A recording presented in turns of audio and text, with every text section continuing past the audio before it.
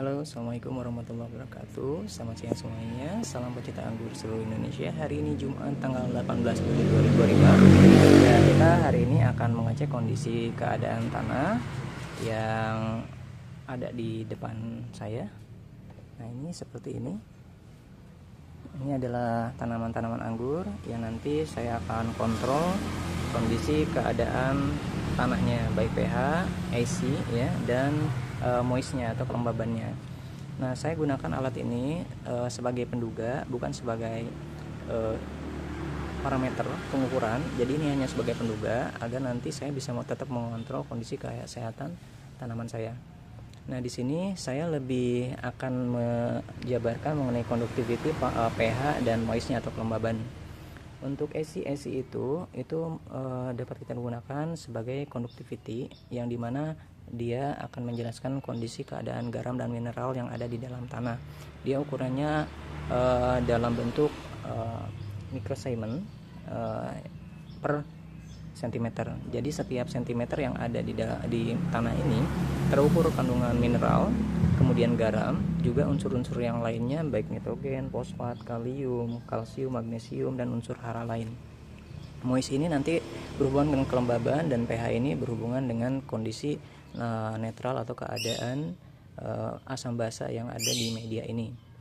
Nah, atau kita nanti pH-nya itu kita optimalkan di pH 6,5 sampai dengan 7.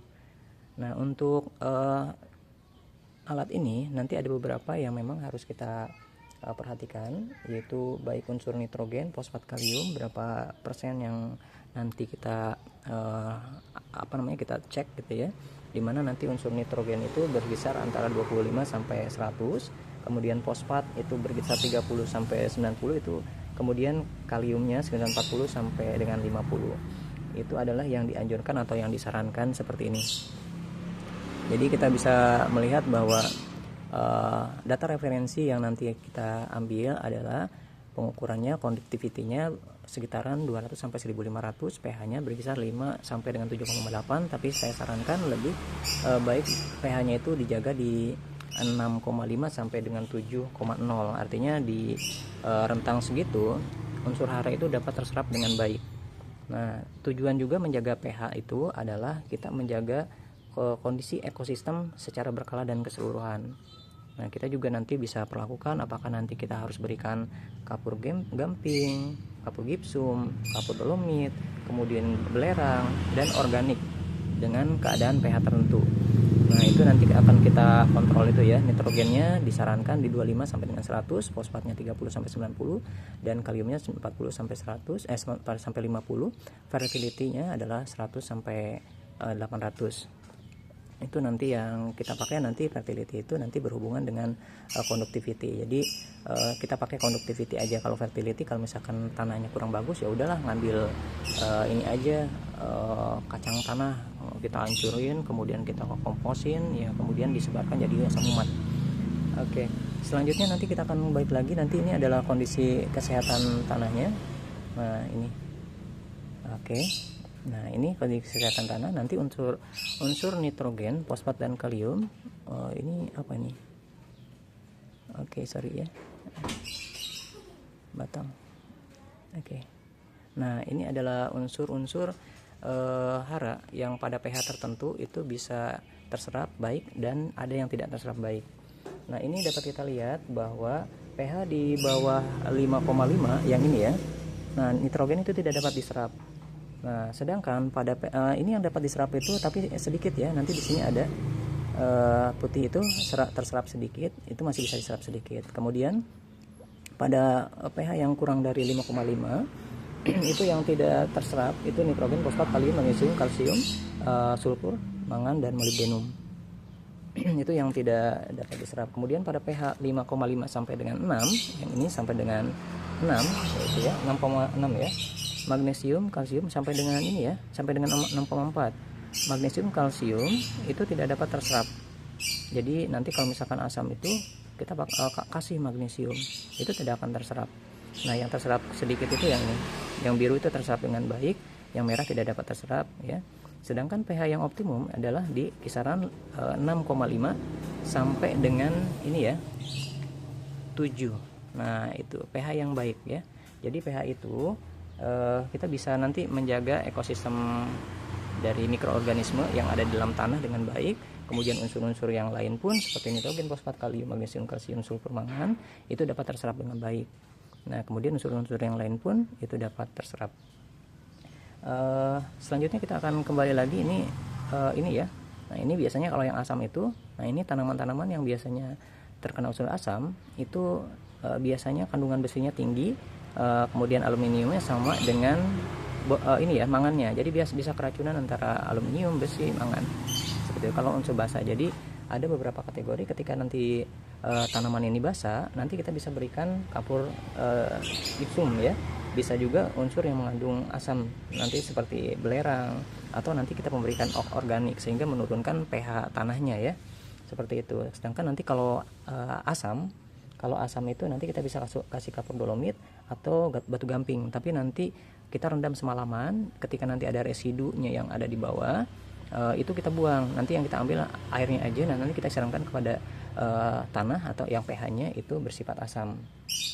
Nah, itu ya. Nah, ini juga nanti kalau untuk rekomendasi untuk teman-teman yang memang mau menggunakan rootstock juga, ini juga sangat direkomendasikan pengukuran pH-nya. Karena ada beberapa rootstock juga yang memang agak rentan terhadap kondisi kelembaban tinggi, kemudian juga asam gitu ya. Itu agak nggak kuat dia. Selain mikroorganisme juga banyak yang mati ya. Jadi saya sarankan nanti untuk teman-teman yang tanpa naungan itu nanti gunakan rootstock juga yang terbukti kuat di lingkungan yang ekstrim seperti Rugeri, Kober 125A, Kober 5BB, Dogret, Teleki, kemudian Ramsey, Cleonegra, IAC, Miladret. Sedangkan pertumbuhan yang kondisinya sangat brutal, Anda bisa pilih di CN dan IAC. Jadi pilihan tuh banyak nanti untuk rootstock anggur yang bisa Anda pakai, itu seperti Dogret, Miladret, Pulsen, Rugeri, Teleki, kemudian Ramsey, 16-3, 16-13, IAC, Cleonegra, Anros, Georgicon, Pulsen gak palid, PGV gitu ya. Atau mungkin mau menggunakan rootstock yang memang sudah adaptif yang biasa dipakai oleh para suhu di Indonesia seperti Caroline Backroach atau CBR, Alfonso, Yellow Belgian, Bella, RM juga. Cuma memang terkadang ada beberapa kendala seperti Bella dan Rainmaster itu sangat disukai oleh kutub perisai. Oke ya. Baik, di sini juga nanti kita harus perhatikan bahwa pH itu nanti jangan sampai nanti drop ya, juga jangan sampai alkali atau basa gitu. Nah, ini berhubungan dengan bagaimana nanti unsur-unsur ini dapat diserap oleh tanaman atau tidak gitu ya. Dikhawatirkan nanti malah menjadi racun buat mereka. Kemudian kalau pH 7,5 juga itu juga berbahaya, karena kenapa? Unsur hara itu banyak yang sulit diserap. Nah, untuk idealnya ya 6,5 sampai 7,8 ya, seperti itu. Baik, kita akan cek ya kondisi ininya. Nah, ini saya Nah, ini saya tancapkan. Nah, kita akan lihat kondisinya. Nah, ini ya. Oke, ini kondisinya ya. Kondisi keadaan media tanamnya. Nah, untuk kita bahas di ini dulu ya, moist itu ya. Moistnya itu kalau saya bisa sarankan, moist itu kan terbagi menjadi 5 ya, dimana 0-5% itu dikatakan itu kondisinya kering, 5-10% dikatakan adalah semi kering, 10-20% itu yang ideal atau lembab ya, itu yang ideal untuk tanaman anggur. Kemudian 20% sampai dengan 30% dalam keadaan semi basah, dan lebih dari 30% adalah basah. Nah, optimalkan untuk moistnya itu di kisaran antara 10-20%. Nah, itu moistnya baik. Artinya kelembaban yang ada di dalam tanah itu tidak menyebabkan akar menjadi kelebihan air atau membusuk nantinya, khawatirkan. Nah, pH di sini pH-nya adalah 6,6, berarti pH ini cukup ideal karena pH yang baik itu di kisaran 6,5 sampai dengan 7. Artinya di sini sudah baik untuk conductivity, menyalurkan unsur seperti nitrogen, fosfat, kalium, kalsium, magnesium, dan unsur hara lain agar nanti terserap baik oleh tanaman. Nah, untuk nitrogen miligram per ini ya. Nah, ini juga saya jelaskan juga untuk conductivity. Untuk satu conductivity itu dia pengukurannya adalah 1 microsiemen. 1 microsiemen setara dengan 0,5 atau 0,7. Berarti di sini 61 ya dikali 0,5 sekitaran 30 30,5 ya, 30,5. Sedangkan di sini sampai rentang 42,7. Jadi 30,5 sampai 42,7 artinya ketika di media tanam ini 1 cm-nya, maaf yang ini, itu setara dengan kandungan 30,5 ppm sampai dengan 42,7 ppm. Nah, itu sudah terkandung di sini di media ini ya. Nah, itu seperti itu. Jadi kita nanti cek berkala aja di ini ya, pH, conductivity sama moistnya. Nah, perhatikan juga moistnya itu baiknya untuk media tanaman anggur itu di antara 10 sampai 20%. Mungkin itu aja yang dapat saya sampaikan.